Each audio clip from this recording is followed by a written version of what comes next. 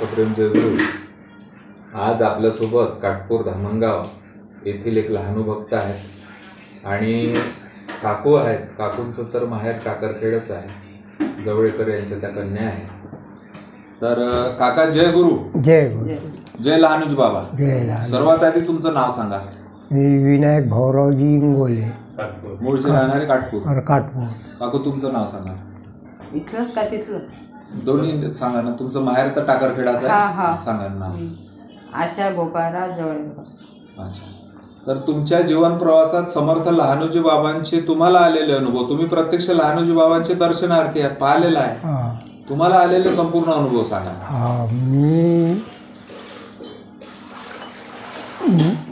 मी लहान असताना कमीत कमी जवळजवळ चौथ्या पाचव्या वर्गात असन. बरं. त्यावेळेस आमचे वडील तर त्यावेळेस जातच होते तिथं. हो.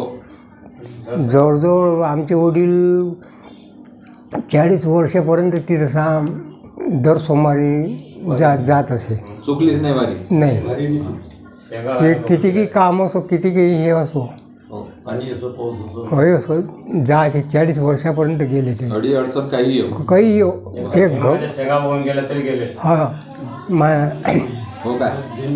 हा. बर.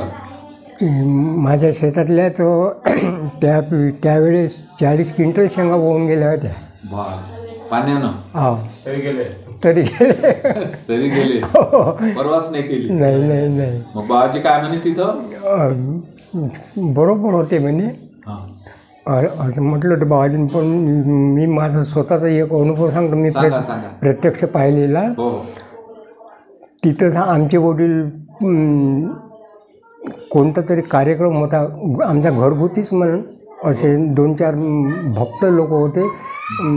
त्याने पुरणपोळीचा हे स्वयंपाक केला होता.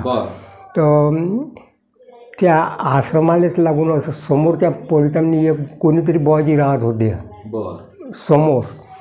तर तिथं यांचा स्वयंपाक झाल्यानंतर त्या वानखळी म्हणून होता एक भक्त. ते मला म्हणाले का बाबा तू मी लहानसा होतो त्यावेळेस, तू म्हणे ह्या डब्बा घेऊन म्हणे त्या बाबाजीपाशी घेऊन जाय म्हणे, दुसऱ्या बाबाजीपाशी. तर मी तिथं जात असताना काय झालं, त्यावेळेस त्या शेतांनी ग्राउंड होता. नाही, हे जे बाबाजीचं शेत आहे या शेताला कुंपण होतं तारेचं. तो त्या इकडून असं मी म्हटलं जवळून जातं तारातून जातो म्हटलं तर लवकर जाणं होते इकडून फेराने गेल्यापेक्षा. तर मी त्या 12 वाजले होते त्यावेळेस, उन्हाळ्याचा दिवस होता. मी तार असा केला ताराच्या बाहेर जायसाठी लवकर जाणं होते.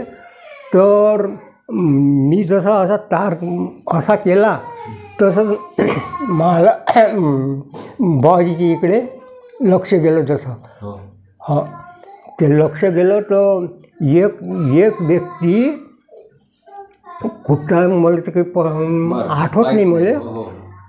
पण ज्यावेळेस तो व्यक्ती बाबाजीच्या दर्शनाला गेला होता तो कमीत कमी 12 फूट उंच असा स्थिर राहिला होता हवेत.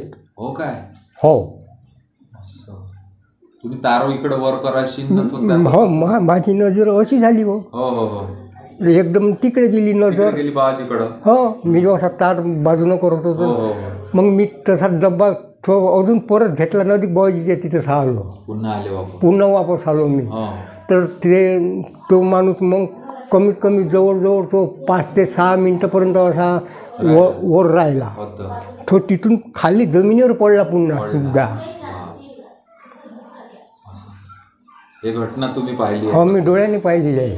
आणि मग डब्याचं काय झालं? डब्बा घेऊन नाही गेले का? मग नंतर घेऊन गेलो मी. दुसऱ्या रस्त्यानं तारातून नाही गेलो. मग मी इकून गेलो. मग मग तशा अशा बाकीच्या चर्चा होत होत्या ह्या कुठं बा कोण झालं काय झालं ते बाकीचे भक्त लोक करत होते काही नाही होत बुवा यायले. मग तिथे बुवा जिथं प्रसाद तीर्थ बिर्थ दिलं तर थोडी शुद्ध राहिला काही वेळ झालं. त्याला त्याला मार नाही लागला होता म्हणून, पण गेला होता कमीत कमी तो 12-15 फुटापर्यंत बुवा असा विमानासारखा असा स्थिर होता. खूपच प्रसन्न झालाय. हो म्हणजे ही घटना मी प्रत्यक्ष पाहिलेली अनुभवली. हो काकू तुम्हाला काही प्रसंग अनुभव आलेला असेल तर सांगा एखादा. अजून माझ्या इथं आमच्या वडिला बाबाजीनं शेत म्हणे घे म्हणे तू म्हणे उंब्या होते म्हणे ते जमीन जराशी गवारी नव्हती जराशी टापाळ जमीन होती. बाबाजी म्हणे का तुम्ही शेत घ्या म्हणे तुमच्या वावरात म्हणे उंब्या यायचे म्हणे. त्यावेळेस आमच्यापाशी विहीर नव्हती काहीच नव्हतं. बाबाजी असे म्हणे उंब्या येते म्हणे. हो मग